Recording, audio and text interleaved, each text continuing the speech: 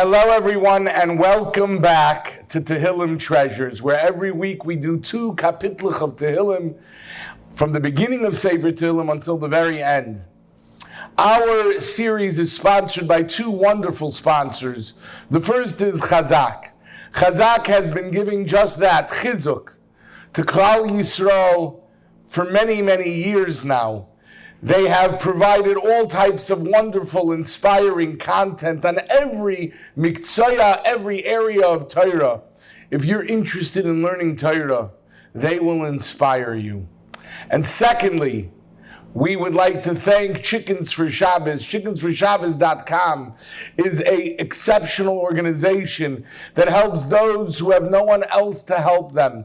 There are melamdim who cannot afford the basics. There are agunas and grushas, people who are all alone, and they can't afford not only chicken for Shabbos, but many other things as well. So please give and give generously, and hopefully, Emir Hashem will be able to help those who are in need. This week, we will be doing 2 kapitlich of Tehillim, Kapitel Lamed Gimel and Kapitel Lamed Daled. So, Kapitel Lamed Gimel, for those who daven Psukei de Zimra on a Shabbos morning, it will ring familiar. Ranenu tzadikim b'Hashem la'yesharim nova sehila. And in this kapitel, David HaMelech tells us the importance of Ranenu tzadikim b'Hashem. This is one of the 11 chapters that David was inspired to recite from Moshe Rabbeinu, who originally composed it. And Moshe Rabbeinu wrote this kapitel to correspond to the 11 Shvatim. Moshe Rabbeinu wrote 11 kapitlich, and each one that he wrote corresponds to one of the 11 Shvatim. Ranenu tzadikim b'Hashem corresponds to the Shevet of Yisachar. Yisachar is known to have been the one that provided so many of the members of Sanhedrin, the great Talmidim, and the great Talmidei Chachamim, who were supported by Zvulun.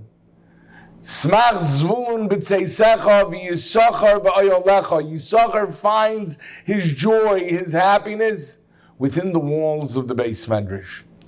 And we begin with Ranenu tzadikim b'Hashem, sing joyfully, O righteous, because of Hashem. And it continues in Shiru Loi Shir Chadash, sing to us Hashem a new song. Play well with deep emotion. Yisachar, the Talmid Chacham, is the one that sings the truest and most beautiful song of all, the song, the Shira of the Torah HaKadoshah. Reb Moshe Mordechai Schulzinger told over a story that involved Reb Chaim Shmulevitz.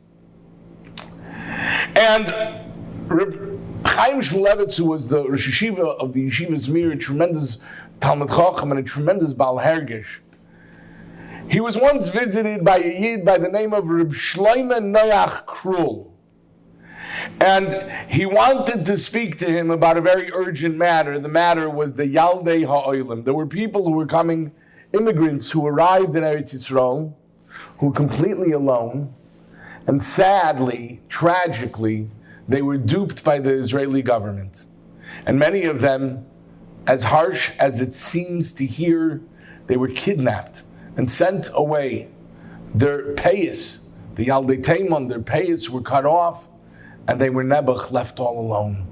Most of them, the vast majority of them, never recovered. They never found their true homes, and they were lost from Yiddishkeit as well.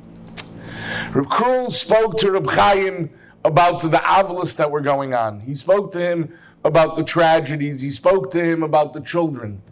Reb Chaim, being a tremendous Baal Hergish, was broken beyond measure.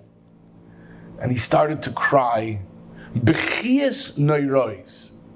Reb Chaim was sobbing.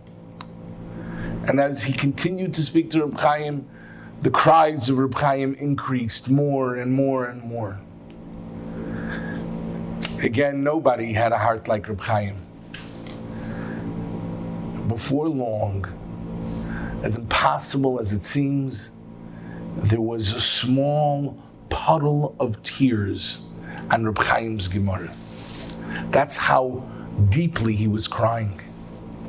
Shlomo Noach finished his description of the plight of the Yaldei Ha'olam.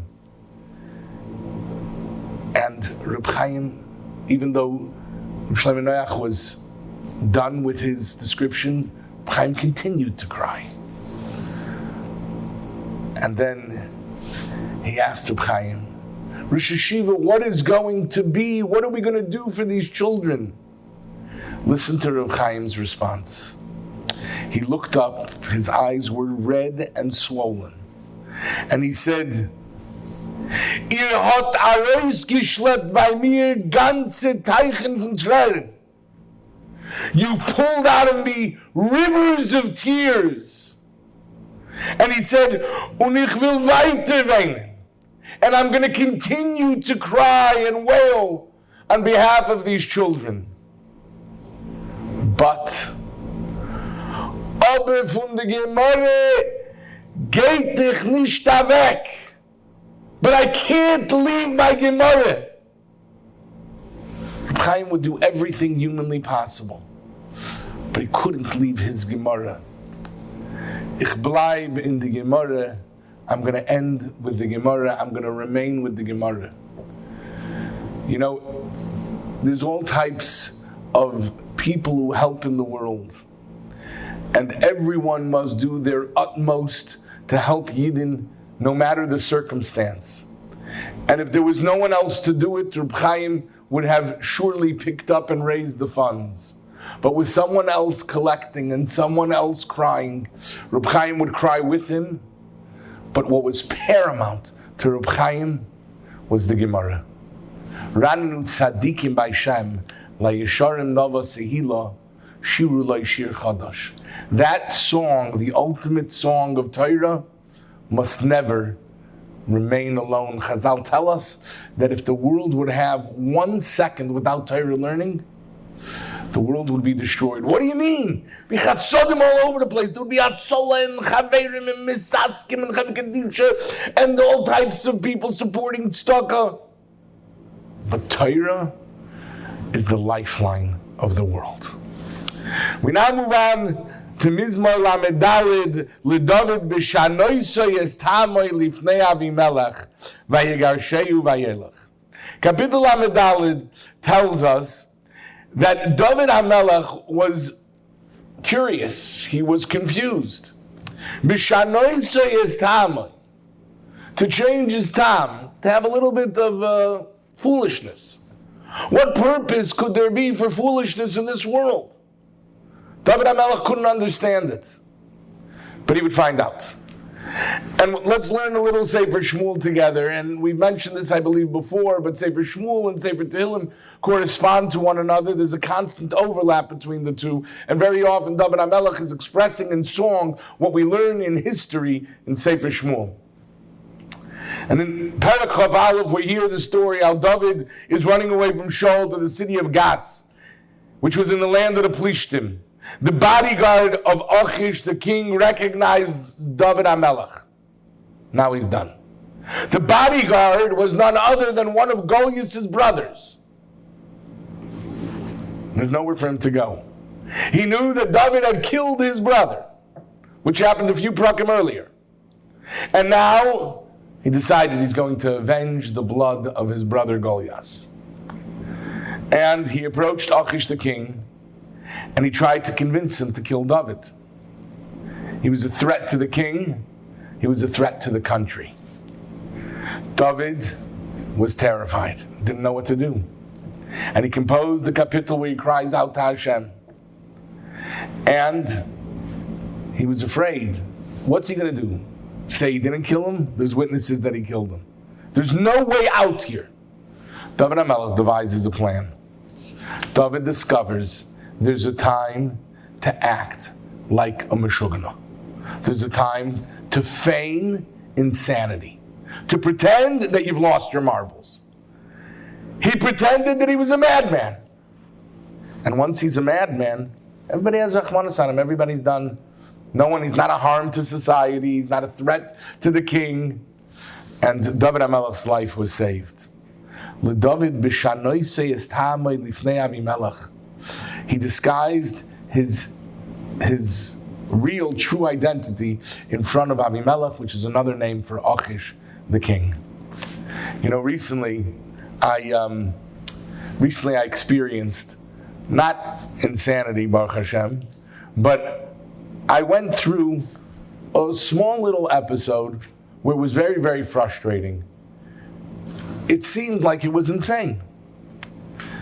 A few months ago, we went to Eretz Yisrael, and we needed a health declaration form to go to Eretz Yisrael. And so, I'm filling out the form. I filled it out once, and a letter pops up, and it says, "You're good to go, you're cleared." But no form came by email. So I did it again, and again, and again, and again. I spent hours, and the form, for whatever reason it was not arriving in my email. I decided, you know what? I'm getting a notice that says I'm cleared to go. Maybe that's all they're giving. I ended up coming to the airport. Turns out that I couldn't travel with that form. They made me do it again, and the guy says, "Did you check your junk mail?" I haven't checked my junk mail in years. I checked my junk mail, and there it was. 10 of them. 10 emails. Now, why did Hashem put me through such a crazy situation? 2 days ago, I discovered why. I'm by a chasana. My son is traveling to Eretz Yisrael. I had heard that you don't need a health declaration form anymore. Turns out, I believe they reinstated it. And they never told us. So my son with a bunch of chevra, we're traveling to Eretz Yisrael, and he calls me an hour and a half before his flight, and he says, "They're not letting me through." I said, "What's wrong?" He says, "I don't have a health declaration form." I said, "Shmuley, I'm an expert in health declaration forms." In mamish, just seconds, I went through one file after another, after another, after another. Within 2 minutes, the whole thing was done, and I sent it. Had I only done it once, I would not have known what to do so well.